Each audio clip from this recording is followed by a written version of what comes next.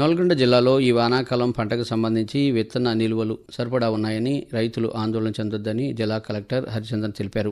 రైతులు లైసెన్స్ ఉన్న డీలర్ల వద్ద ప్యాకేజీలో ఉన్న విత్తనాలు మాత్రమే కొనుగోలు చేయాలని, ఒకవేళ ఎక్కడైనా లూజు విత్తనాలు అమ్ముతున్నట్లు తమ దృష్టికి వస్తే అధికారులకు తెలియజేయాలని కోరారు. జిల్లాలో నకిలీ విత్తనాలను అరికట్టేందుకు జిల్లా పోలీస్, రెవెన్యూ అధికారుల సమన్వయంతో ప్రత్యేక చర్యలు చేపట్టారు. ఇప్పటికే శాలిగౌరవరం, మిర్యాలగూడ ప్రాంతాల్లో నకిలీ విత్తన విక్రేతలను అరెస్ట్ చేసి వారిపై పీడీ యాక్ట్ నమోదు చేసి జైలుకు పంపించామని ఆమె అన్నారు. అలాగే జిల్లాలో ఎక్కడైనా నకిలీ విత్తనాలు అమ్ముతున్నట్లు తెలిస్తే హెల్ప్ లైన్ నంబర్ 7228880023కి ఫోన్ చేసి తెలపాలని కోరారు. నకిలీ విత్తనాలు విక్రయిస్తే క్రిమినల్ కేసులు నమోదు చేస్తామని జిల్లా కలెక్టర్ దాసరి హరిచందన హెచ్చరించారు.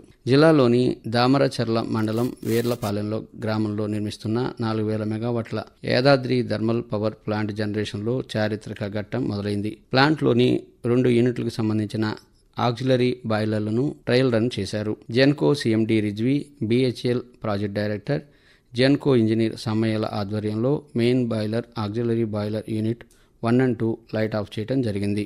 2015 జూన్ 8వ తేదీన 30,000 కోట్ల రూపాయల వ్యయంతో నిర్మాణం చేపట్టిన ఈ ప్రాజెక్టులో భాగంగా మొదటి విడతగా 800 మెగావాట్లను ఉత్పత్తి చేసి 2 యూనిట్లతో 1600 మెగావాట్ల విద్యుత్ ఉత్పత్తి ప్రారంభించేందుకు ఏర్పాట్లు చేశారు.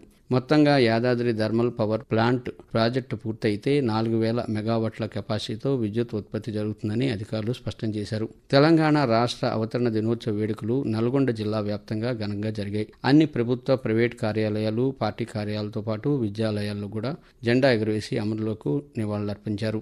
నల్గొండ జిల్లా పోలీస్ పరేడ్ గ్రౌండ్లో జరిగిన వేడుకల్లో జిల్లా కలెక్టర్ దాసరి హరిచందన్ జెండా ఎగురవేసి పోలీసుల గౌరవవందనం స్వీకరించారు.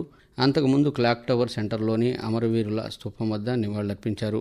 అనంతరం జరిగిన కార్యక్రమంలో కలెక్టర్ మాట్లాడుతూ తొలి మలిదశ ఉద్యమ కాలంలో ప్రాణాలర్పించిన అమరవీరులను సంస్మరించుకుంటూ స్వరాష్ట్రంలో సాధించిన ప్రగతిని ప్రజలకు వివరించారు. దీంతో పాటు అన్ని పార్టీ కార్యాలయాల్లో జాతీయ జెండా ఎగరేశారు.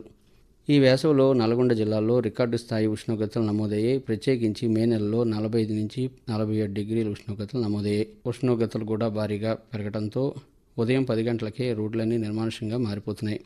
ఉక్కపోతలతో ఏసీలు, కూలర్ల వాడకంతో జిల్లాలో విద్యుత్ వినియోగం భారీగా పెరిగింది. వాతావరణంలో వచ్చిన మార్పుల కారణంగా మే చివరి వారం నుంచే వర్షాలు కురవడంతో ఎండవేడి నుంచి ప్రజలు ఉపశమనం పొందారు.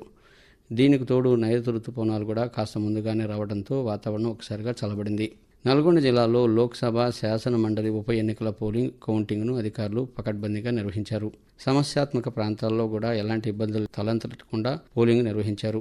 నల్గొండ పార్లమెంట్ సభ్యునిగా కాంగ్రెస్ పార్టీ అభ్యర్థి కొందూరు రఘువీర్ రెడ్డి ఘనవిజయం సాధించారు. తన సమీప ప్రత్యర్థి బీజేపీ అభ్యర్థి శానంపూడి సైదిరెడ్డిపై 5,59,000 పైచిలుకు ఓట్ల మెజార్టీతో ఆయన విజయం సాధించారు. రఘువీర్ రెడ్డి అత్యంత భారీ మెజార్టీతో విజయం సాధించి తన గెలుపును చిరస్మరణీయం చేసుకున్నారు.